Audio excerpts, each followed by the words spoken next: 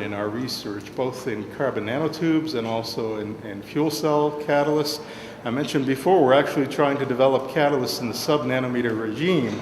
That means we need to be able to image atoms, individual atoms, and see exactly how they're organized in particles. And so electron microscopy helps us to do that.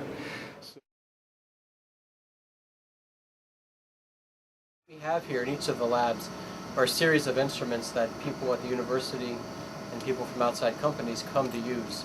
And they use these instruments to analyze whatever types of materials they may have, and they want to figure out things like what is the material made of, what does it look like, and what are some of the properties of their materials. This is a scanning electron microscope. And I don't know, have you guys used, you probably used optical microscopes in your school? Maybe other times? Well, it's similar to a light microscope. Instead of using light, it uses a beam of electrons, and that's how we image.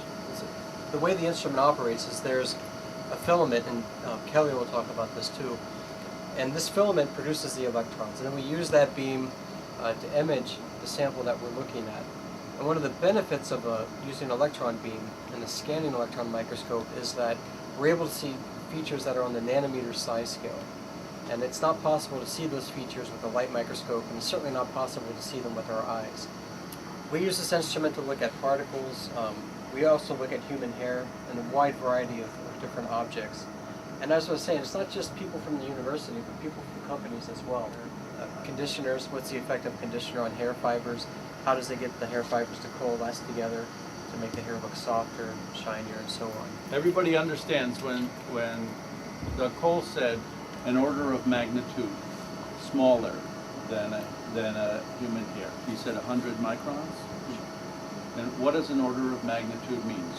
So it's actually more than 10 times. It's 100 times and 1,000 times, which would be several orders of magnitude. There we go. So what is one order? So what is one order of magnitude?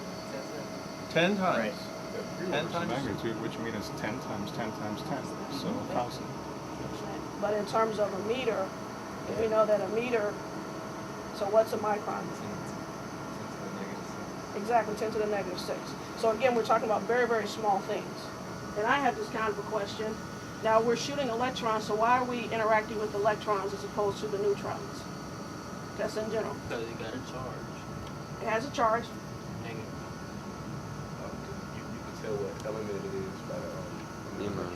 Exactly, you can tell what element it is, okay, by the electrons, and the electrons are in the cloud on the outside, so they're easier to get to, right? Whereas the neutrons are located where? Right, okay. What we're actually changing is the path of the beam. So this image is actually produced of thousands and thousands of pixels, individual points. So the electron beam is moving back and forth. It's called rastering. So if you think of an older style TV, when we change magnification, all we're doing is reducing that scan length. So nothing's really moving except the beam itself. So that's one of the differences between an electron microscope and a light microscope. And that's how we adjust magnification, is just changing the path length of the beam. Master's thesis research topic. It is on distinctive structures and identifiable structure in water and alcohol solutions. And when you finish, Yes. what's the next part of your life going to be? I am going on to complete my PhD. I'll be actually transferring into the engineering education department because I would like to teach folks like you to get you more interested in engineering. And because with most people, when students look at me, they don't think I'm an engineer. And so I want to motivate more minorities and women to go into engineering. It's interesting you say, if I look at you, then maybe my reaction or some peer's reaction might be that woman couldn't be an engineer. Why is that? Is it because you're a woman or because you're a minority person? Probably both. Both? Both.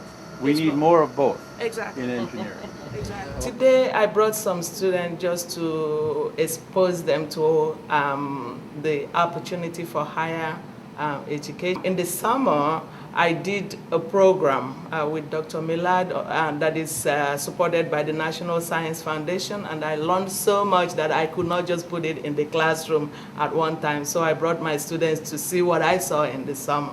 Maybe that will motivate them, to develop ideas and careers in science. and I brought back real application to science that motivated some of my students that actually did not know what engineers do.